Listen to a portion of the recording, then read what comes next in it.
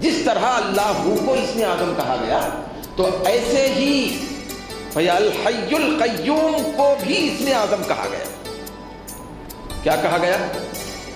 اسم اعظم کہا گیا. یہ بھی بڑی شان والے اسم ہے بھئی، اللہ کے بعد ہے لیکن بڑی شان والے اسم ہے. ان کی شان معلوم کرنے کے لیے میں بالکل موٹی مثال آسانی سے عرض کر رہا ہوں. بھیا آپ نے ہم نے کئی مرتبہ سنا ہوگا قرآن مجید کو، اگر آپ ترجمے سے بھی پڑھیں گے تو اس میں بھی کئی مرتبہ آپ پڑھے ہوں گے کہ حضرت سیدنا عیسیٰ علیہ السلام مردوں کو زندہ فرمایا کرتے تھے.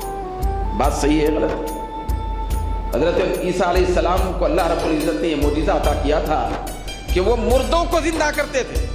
سوال یہ پیدا ہوتا ہے مردوں کو زندہ کرتے وقت پڑھتے کیا تھے؟ کیا پڑھ کے زندہ کرتے تھے؟ مردوں کو تو زندہ کرتے تھے، اللہ نے یہ شان ان کو عطا فرمائی تھی، لیکن مردوں کو زندہ کرنے کے وقت وہ کہتے کیا تھے؟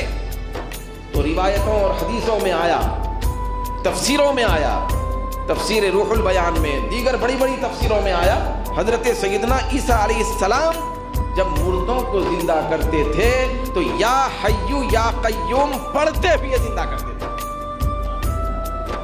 اس کا ہے اور دل کی مردگی کو زندگی میں اگر ہم تبدیل کرنا چاہتے ہیں تو یا حیو یا قیوم جب پڑھنے لگیں گے ہمارے مردہ دل زندہ ہو جائیں گے.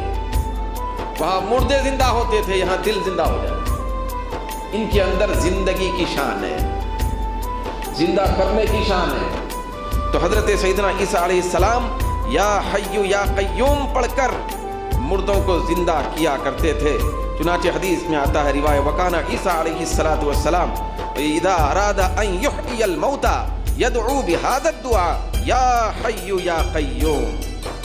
حضرت سیدنا عیسیٰ علیہ السلام مردوں کو زندہ کرتے وقت یا حیو یا قیوم مبارک نام لے کر زندہ کرتے تھے.